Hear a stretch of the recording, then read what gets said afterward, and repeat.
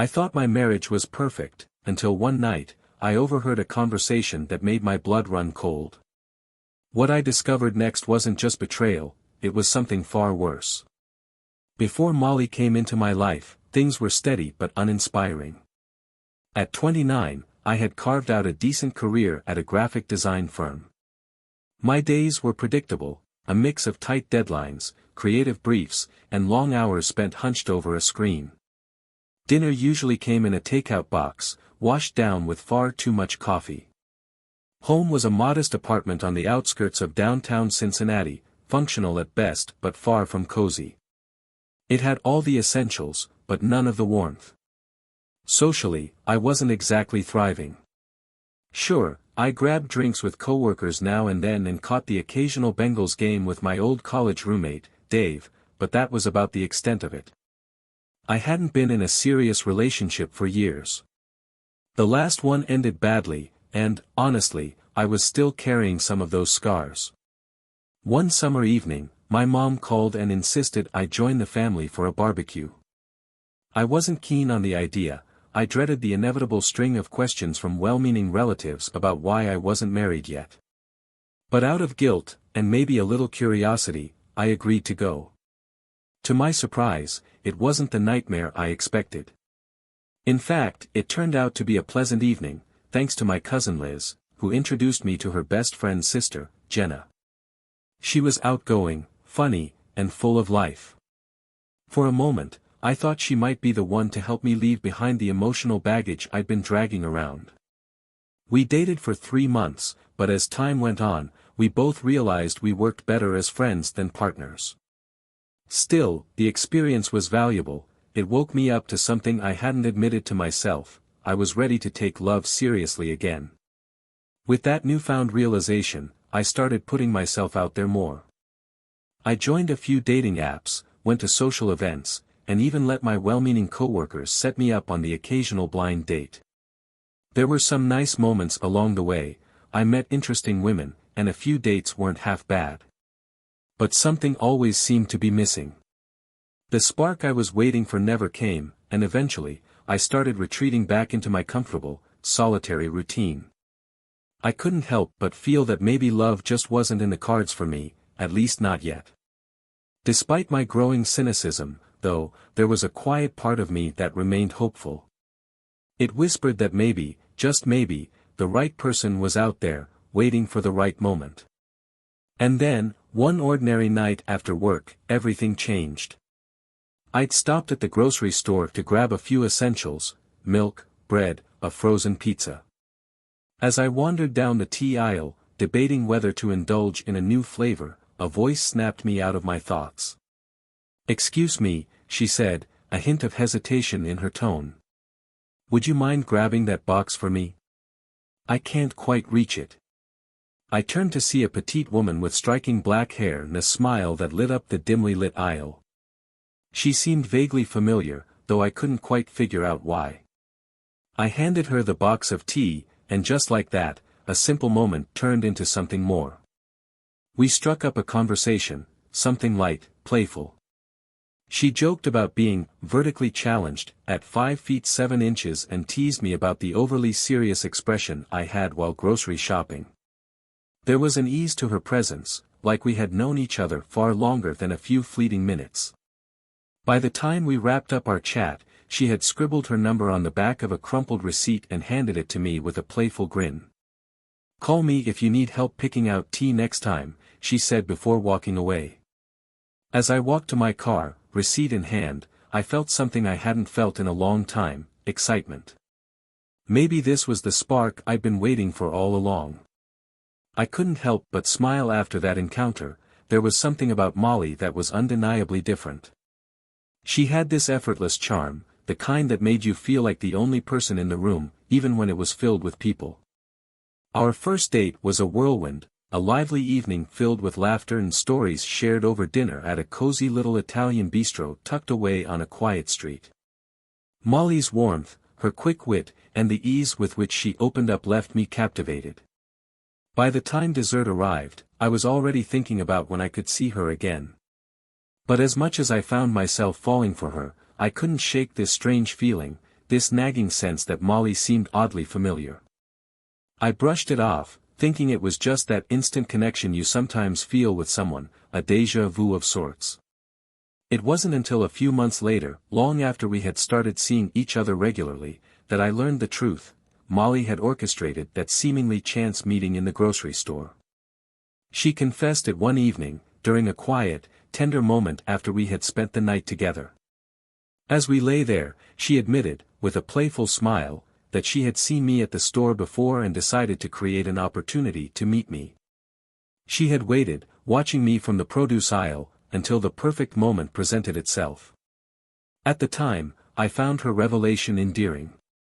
It seemed like a bold, romantic gesture, proof of her courage and determination to take fate into her own hands. I had no idea then just how entangled my life would become with hers, and with her sisters. Looking back, you might say I was oblivious. Maybe I was the most trusting, perhaps even naive, husband around. But in my defense, clarity often comes in hindsight, and life doesn't hand you warning signs neatly labeled for what's to come. In those early days, like any contentedly smitten man, I was too caught up in the bliss of falling in love to notice anything unusual. I cherished Molly deeply, trusted her completely, and never in my wildest dreams did I imagine that the woman I had spent 8 wonderful years with, the woman I built a life with, could be so calculating. And not just her. Her 2 sisters, it turned out, were equally involved in ways I couldn't have imagined. From the beginning, Molly's sisters were constant figures in her life, and soon enough, they became a part of mine as well. It felt natural at first, they were close, the way siblings often are, and I appreciated that Molly had such a strong bond with them. But as I would later discover, they played a bigger role in our story than I could have known back then. In those early days, I thought nothing of it when they came along to casual gatherings or when Molly spent long hours chatting with them on the phone. After all, it was part of who she was, a loving sister with a tight-knit family. Little did I know just how tightly woven that bond was and how deeply it would affect my life. Despite the unsettling realization later on, those first few months with Molly were like something out of a romantic movie. Every date felt magical. We dined at small, intimate restaurants where we lingered over wine and conversation long past closing time. We stayed out late, talking about everything and anything under the stars, walked hand in hand through the park, and even stopped to feed ducks by the pond like carefree kids. There was something about her presence that made the world feel lighter, easier. She brought a vibrancy into my life that I hadn't realized I was missing. I vividly remember our first dinner together, not just for the laughter and connection but for the way she teased me with that mischievous sparkle in her eyes. As we finished our meal, she leaned over, grinning, and asked, "Would you like some herbal tea, or is that too adventurous for you?" It was such a simple thing, but the way she said it, with that playful tone, made me feel completely at ease. That night, we delved into a range of topics, everything from favorite childhood memories to dream vacations. But one subject fascinated me more than anything else: what it was like for her to grow up as a triplet. I remember asking, with genuine curiosity, how does it feel to wake up every morning and see 2 identical faces staring back at you? She laughed, that light, melodic laugh I'd come to adore. "It's weird, but it's all I've ever known," she said. "We were inseparable growing up, partners in crime, really. Sometimes we'd switch places just to mess with people." She leaned in with a grin, her eyes gleaming mischievously. "I have stories that would blow your mind." At the time, her stories only added to her charm. I admired the closeness she had with her sisters, thinking it spoke to her loyalty and sense of family. I didn't realize that those same sisters would eventually play a role in shattering my trust. When I asked Molly if she and her sisters ever pulled pranks by pretending to be one another, she grinned mischievously. "Oh, plenty of times," she admitted. "When we were kids, even our parents couldn't always tell us apart." Her eyes twinkled with the kind of fondness you get when you're reminiscing about something mischievous but innocent.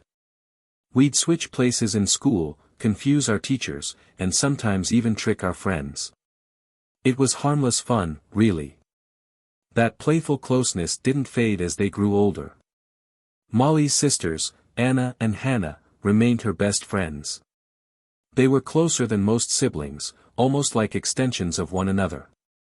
Anna married Ted, a quiet and unassuming finance guy, and they moved into the house right next door to us. Hannah, on the other hand, married Arnold, a larger-than-life character who owned a bowling alley, smoked cigars, and had a laugh so loud you could hear it from across the street. They lived just behind us on Oak Park Place. With their homes so close, the triplets were inseparable. Even after we all got married, their nightly chats in one of our kitchens became a ritual, something that felt as natural as breathing. It was a unique dynamic, one that Ted, Arnold, and I learned to navigate over time. Even after years of marriage, it was still tricky to tell the sisters apart at a glance. Their voices were nearly identical, and they moved with the same effortless grace. Ted, Arnold, and I often resorted to relying on their outfits or jewelry to avoid mixing them up. But if they decided to play a prank and switch places, we were hopeless. They always pulled it off flawlessly, leaving us baffled and laughing at our own confusion. Despite the occasional confusion, those early years were some of the happiest of my life. None of us had kids yet, which made planning vacations a breeze. Every summer, the six of us, Molly, Anna, Hannah, Ted, Arnold, and I, would take a 2-week trip together. Whether it was the bright lights of Las Vegas, the serene beaches of North Carolina, or the historic streets of Florence, we always went as a group. It became a tradition, one that brought us closer together and created countless memories. Of course, as close as we all were, there were moments of tension.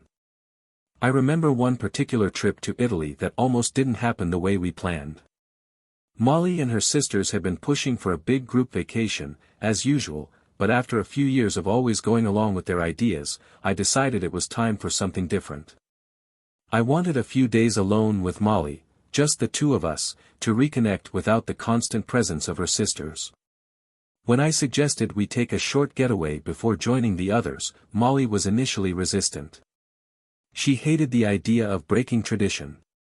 There were tense moments, with heated phone calls to her sisters and multiple attempts to sway my decision.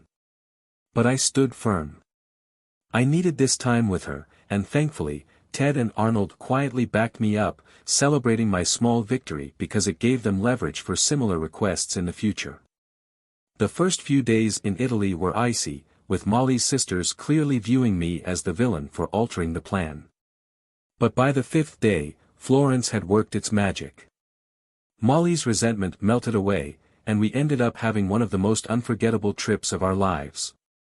It was moments like those, navigating tension, finding joy despite disagreements, that solidified our bond. Special occasions like birthdays and anniversaries were always marked by a touch of glamour. Molly had a particular love for champagne, and whenever we celebrated, she would light up with excitement. Those moments, though not frequent, were deeply cherished. Yet, even in the best of relationships, there are moments that leave you puzzled. I remember one Saturday evening vividly. I had just returned from the grocery store to find Molly lying on the bed, a bottle of massage oil in hand. "I'm feeling stressed today," she murmured playfully, inviting me to join her. We shared a romantic evening, and afterward, as we lay there together, I made a light-hearted joke about her and her sisters switching places, a callback to the stories she had shared about their childhood pranks. I didn't realize how sensitive the topic was until I saw the shift in her expression. Molly's playful demeanor vanished, replaced by something colder. She excused herself and went to take a shower, locking the door behind her. The rest of the night and most of the following day were tense. Molly barely acknowledged me, making it clear that my comment had struck a nerve. By Sunday evening, I apologized sincerely, emphasizing that it had been meant as a harmless joke. She softened a little, allowing me to hold her as we lay in bed that night, but I couldn't shake the uneasy feeling her reaction had left me with. I made a mental note never to joke about switching sisters again. Her reaction seemed extreme, and though I tried to brush it off, a part of me couldn't help but wonder why it bothered her so much. It was one of those moments that stays with you, quietly unsettling, even if you can't quite put your finger on why. Despite those occasional tensions, Molly and I had always shared a common dream: starting a family. For years, we lived as a carefree couple, enjoying each other's company and embracing a life without major obligations beyond work and our close-knit group of friends and family. But when Molly turned 30 and I was 32, she decided it was time. She stopped taking birth control, and within a few months, we began actively trying for a baby. While I found the process of trying for a baby enjoyable, sharing moments of intimacy and hope with Molly, she grew increasingly anxious as month after month passed without any sign of success. Each negative test weighed on her, and I could see the frustration building in her. I tried to stay positive, reassuring her that these things take time, but Molly wasn't easily comforted.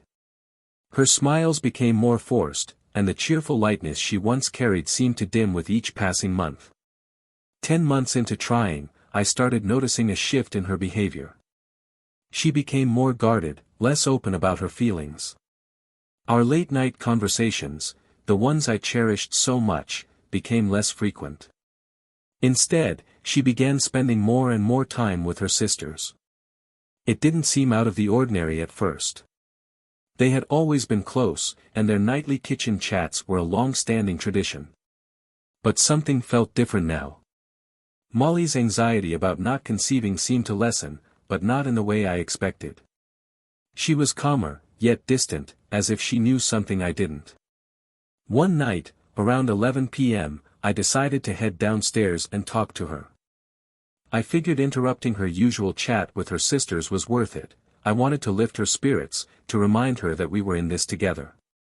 As I approached the kitchen, I could hear bursts of laughter echoing down the hall. Their energy was contagious, and for a moment, I smiled. It was good to hear Molly laughing again. But as I got closer, something made me pause. Curiosity, maybe, or just an odd instinct I couldn't explain. I hesitated outside the door, listening to the conversation unfold. "That's over, and I know it's safe," one of them said, their tone casual, as if they were discussing something trivial. "I can switch back to Ari for some fun."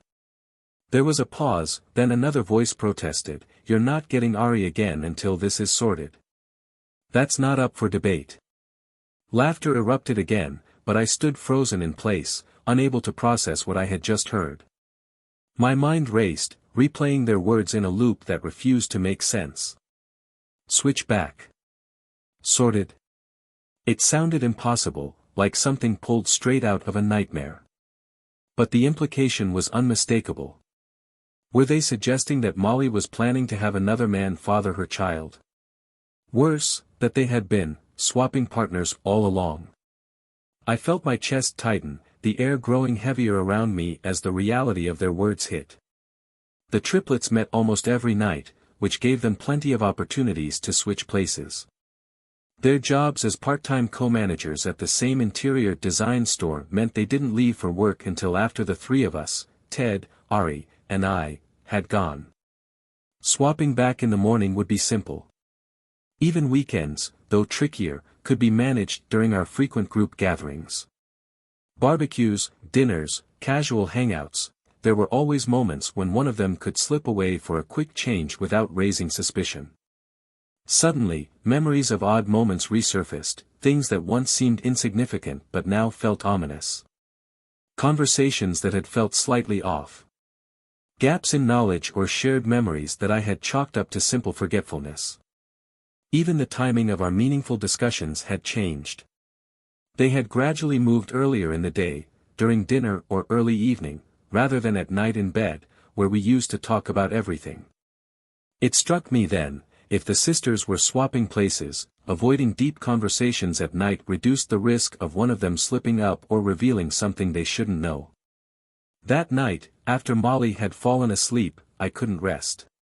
My mind was in turmoil, replaying everything I had heard. Desperate for clarity, I went to the office and found the ink pad we used for stamping checks. I had no clear plan, but I needed something, anything, that could help me uncover the truth. My heart pounded in my chest as I considered my next move. I needed to talk to someone, to figure out if I was losing my grip on reality or if my worst fears were true. The following weekend, I saw my chance. We were hosting a barbecue at our place, and everyone was there, Ted, Ari, and the triplets. As the afternoon wore on, I noticed Ted was preoccupied at the grill, giving me an opportunity to speak with Ari privately. "Do you feel like taking a quick walk around the block?" I asked casually, hoping to keep things light. Ari, ever eager to stay active, smiled and nodded. "Sure, let's do it." As we strolled out of earshot from the others, I tried to ease into the conversation. "Ari," I began, breaking the silence, "do you mind if I ask you something personal? It'll only take a couple of minutes." He glanced at me curiously but shrugged. "Of course, man. What's up? Has Hannah always been, like that? Since the beginning of your marriage?" Ari thought for a moment before answering. "Pretty much," he said with a chuckle. "We've got this little routine, Every night after she comes back from hanging out with her sisters, she walks into the bedroom, gives me this look, and in her best sultry voice says, 'Well, big boy, how do you want me tonight?' I tell her what I'm in the mood for, and we go from there. It might sound silly, but I'm not complaining." He laughed again, clearly amused by his own story. I nodded, forcing a smile to hide the turmoil brewing inside me. On the surface, I was calm, but beneath it, I was boiling with anger. Every word he said confirmed my growing suspicions, and with each step, the weight of what I now believed to be true pressed down harder on me. I somehow managed to get through the entire afternoon and evening without letting my emotions slip. People noticed I was quieter than usual, a little more reserved, but no one pressed me on it. I was determined to maintain my composure and not give anything away, not yet.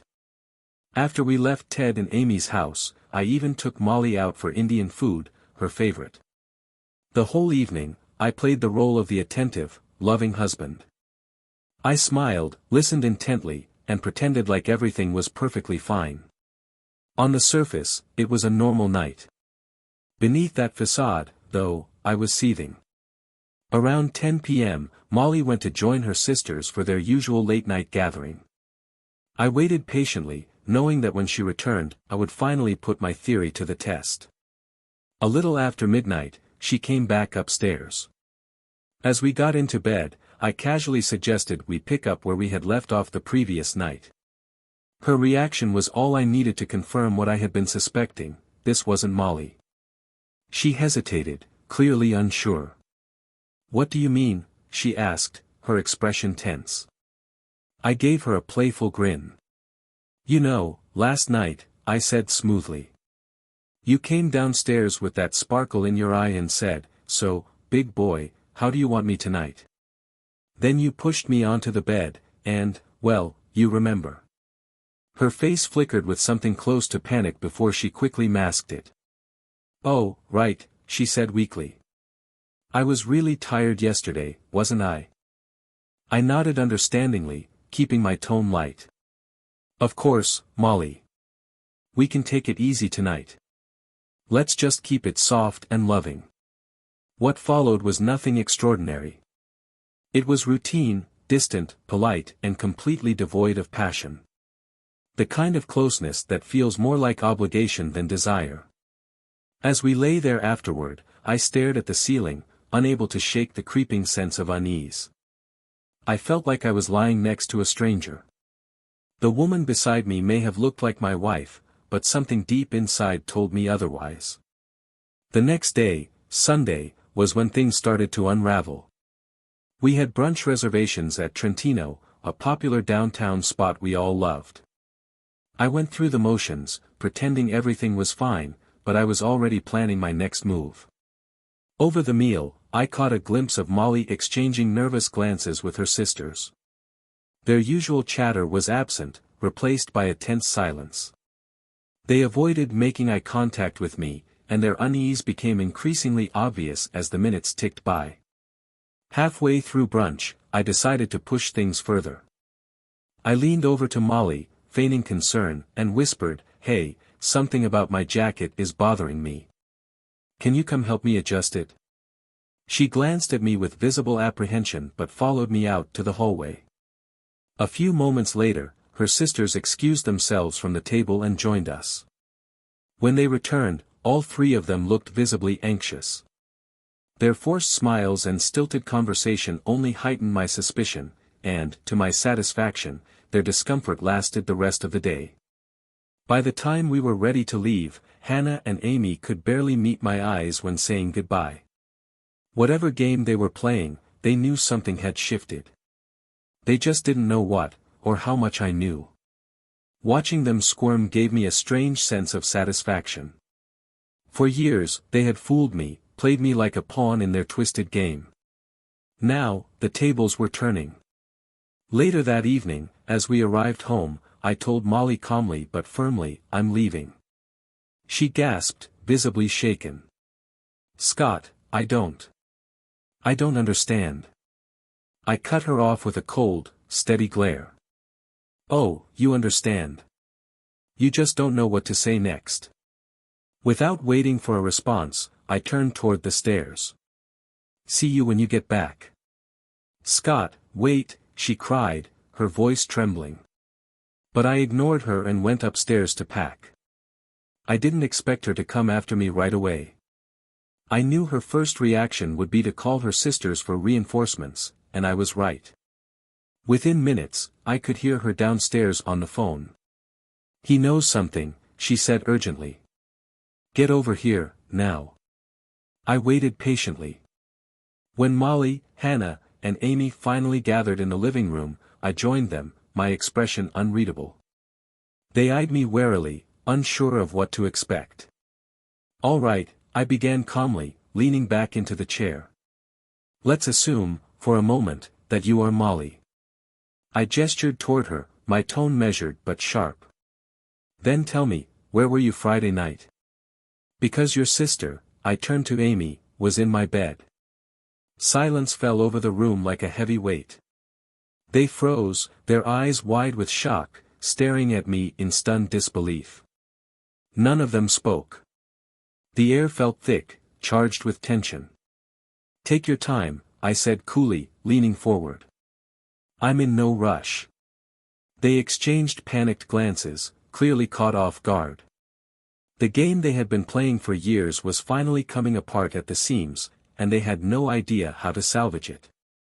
I leaned back in my chair, forcing calm into my voice. "I'm sure there's a perfectly reasonable explanation for why, at least two of you, if not all three, have been taking turns pretending to be each other. Go ahead, enlighten me." They exchanged nervous glances, their anxiety palpable. After a tense pause, it was Hannah who finally broke the silence. "Okay, fine," she said quietly, her eyes fixed on the floor. "On Friday night, we decided to go through with it. We swapped clothes in the kitchen and then went to each other's houses. I was with Ted, Amy was with you, and Molly was with Ari." Her words hung in the air like a bomb that had just gone off. "And on Saturday?" I asked coldly.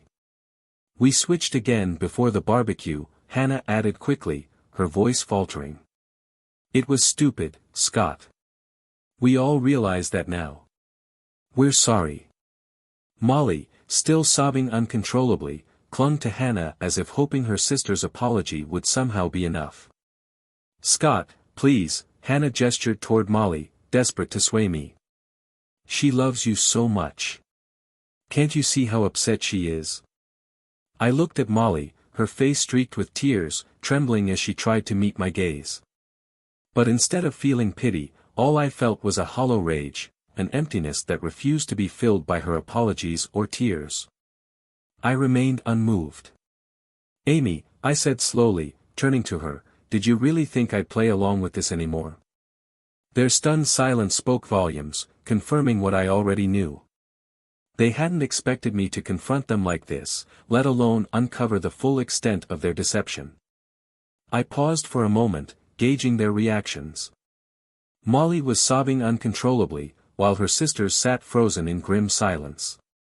My patience was wearing thin, but I needed everything out in the open. "I'll give you one more chance," I said coldly, my voice cutting through the tension in the room like a blade. "Molly, this time, I want to hear it from you. How long have you been cheating on me with their husbands?" Molly's tear-streaked face turned toward me, pleading, but she couldn't hold my gaze. Her lips trembled as she tried to speak, but no words came out. The room was deathly quiet, the weight of her guilt hanging thick in the air. "Go on," I prompted, my tone icy. "Say it." It was nothing serious," she stammered, her voice barely above a whisper. "It was just sex. It had nothing to do with love, Scott. Nothing to do with what we have." "Nothing to do with love," I repeated mockingly, each word dripping with contempt. "And I suppose it had nothing to do with trying to get pregnant with Ted's child either?" Her breath hitched sharply, and her sisters exchanged uneasy glances. Molly opened her mouth to protest, but the words caught in her throat. "Scott, that's not true," she said weakly, standing and trying to approach me. "Please, let me explain." I stood abruptly, pushing her back before she could get too close. She stumbled against the refrigerator, tears streaming down her face. I could see the fear in her eyes now, not just fear of losing me, but fear of the truth being laid bare. "How long?" I demanded, my voice rising. "How long have you all been doing this?" Before Molly could respond, Ted, who had remained silent until now, cleared his throat awkwardly. I suspected something was going on," he admitted, shifting uncomfortably under my glare. I turned to him, incredulous. "You suspected this?" I asked sharply. Ted shrugged, looking uneasy. There were too many little things that didn't add up. Amy would forget conversations we had the night before, or she'd act strangely, like she was covering something up. I didn't want to accuse her without proof, so I started keeping track. I figured if I ever got solid evidence, I'd come to you. "And how did you find out?" I pressed, my anger barely contained. Ted hesitated for a moment before replying. "That ink mark you mentioned, it got me thinking. Then, during the barbecue, Amy acted so nervous that I knew something wasn't right. After you left with Molly, I asked her about it, and she confessed. That's when I knew we had to talk." I recounted how I had overheard the conversation that night in the kitchen, how I had marked Molly's hand with ink, and how that ink mark had disappeared by the next day. As I spoke, I saw their faces shift, shock, guilt, and something else I couldn't quite place. When I finished, the silence in the room was deafening. The following day at work, I was still reeling from the confrontation. I felt like I was walking through a fog, unable to focus on anything but the betrayal. My colleague Barbara, noticing my distracted mood, asked what was wrong. Against my better judgment, I ended up sharing the story, laying bare the surreal nightmare I had been living through. As I spoke, I saw something flicker across her face, a strange mix of shock, sympathy, and, oddly, amusement. "What's so funny about this, Barbara?" I asked irritably, my tone sharper than intended. "What's so funny about this, Barbara?" I asked sharply, irritation clear in my voice. Her face flushed immediately. "I'm not laughing, Scott. It's just. I'm sorry. This isn't the right time to say it." "Say what?" I pressed, my patience wearing thin. She hesitated, glancing down at her hands before finally meeting my gaze. "Well. I've always thought we'd make a good couple. You're a great guy, and I've admired you for a while. I didn't mean to upset you, Scott. I care about you."